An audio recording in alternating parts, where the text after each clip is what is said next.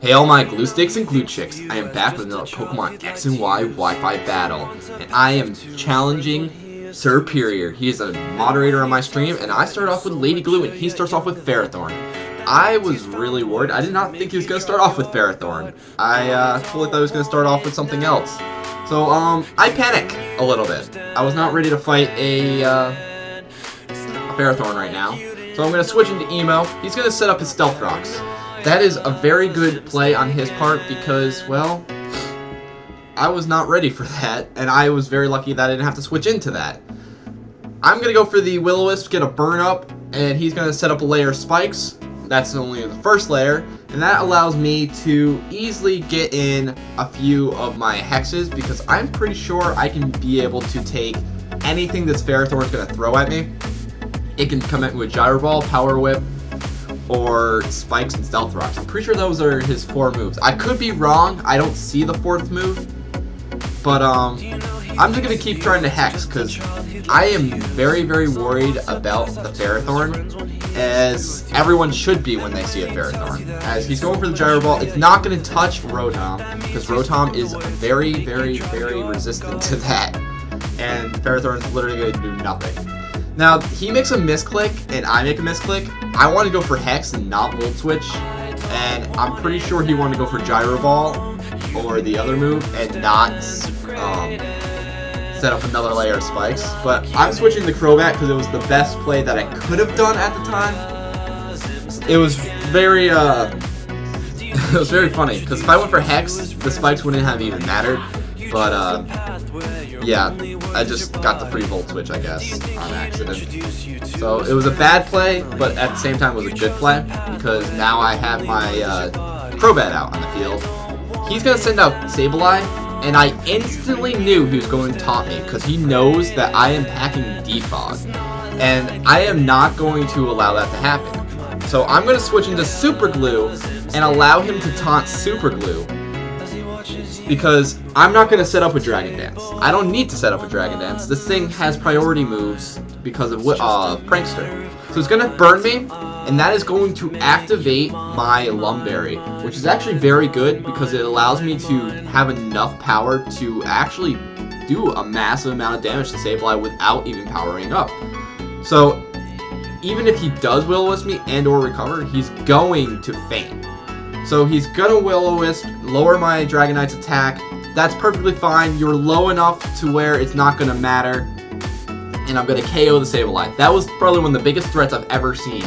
Ever. And I think that's why I really started with Lady Glue, because Sableye's only weakness is Fairy. But my taunt's gonna wear off. He's gonna send out Sylveon. And I'm like, oh, okay. That's perfectly fine. You have a Fairy, I have a Dragon. I'm just going to be here to kind of sack Dragonite. I don't want Dragonite to stay around very long. But he's going to set up a Reflect, and I was like, that's perfectly okay. I'm not really worried. I'm trying to sack the Dragonite so I can get a clean switch in on one of my other Pokemon. I snap out of Confusion, just going to go for the Fire Punch again. I was maybe hoping for a burn. That way I can have some residual damage on the Sylveon. But I didn't get the burn. But that's perfectly okay because the next Pokemon I'm about to send out can easily handle a Sylveon. And that would be Crobat. Even though Crobat has very bad defenses and is being completely and utterly destroyed by hazards, I'm going to use Defog instead of going for the KO. I'm going to take out the Reflect, I'm going to take out the Stealth Rocks, take out the Spike, and they're going to go for Moonblast. I resist the Moonblast because it's a Fairy move and I'm Poison type. So, Crobat is actually a very good counter to Fairy-type Pokemon, because it's extremely fast, and it's extremely powerful. But I'm going to go for the Hypnosis. I wasn't sure if he was going to switch or not, and I didn't want to risk using either Brave Bird and or Cross Poison, and have something switch in and then be able to take that. So, he does stay in, so I'm just going to go right for the Cross Poison. Take out the Sylveon. It wasn't really much of a problem. It's more specially defensive and not physically defensive.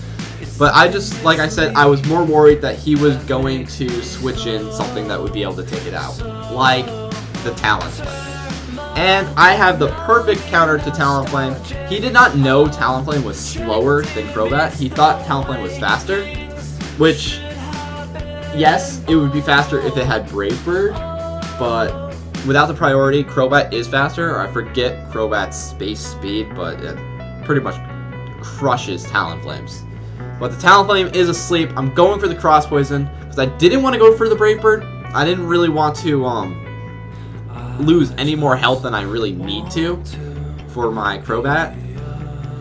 But I think Crobat's at a decent amount of health.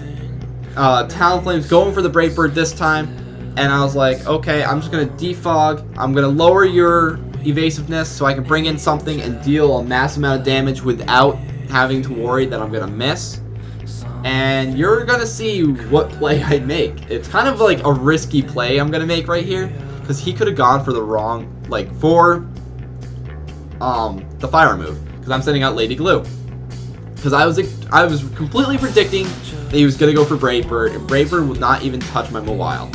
And as I predicted right, and with his -1 attack, he is going to do almost nothing to my Mawile, even when it's not in Mega Form. If it was in Mega Form, it would have done way less. So, now I have my Lady Glue on the field, and he has a Talonflame. He's going to withdraw, which is very good because I did not want to even take a Flare Blitz, and he's switching right into Blastoise. And I was like, oh, I can't take that. So we both switched, because I was very scared of the Flare Blitz, and I'm sending out my Crobat, because I was expecting a Flare Blitz. It's really funny, like, I was sacking Crobat for this. But I'm going to go for the Brave Bird, try to do as much damage to a Blastoise as I can. I'm not sure if this is Mega yet. Just remember that. This could have gone Mega. That's what I was really worried. That's why I didn't want really to stay in. But it's not Mega. It's just going to stay a regular. But it's still going to do a lot of damage to my Crobat. I'm going to go for the Brave Bird, which is probably not the best idea for me to do because I'm just about to KO myself. And he's just going to get the easy KO. But Blastoise is at a low amount of health for me to bring in a Pokemon with a priority move and easily take this thing out.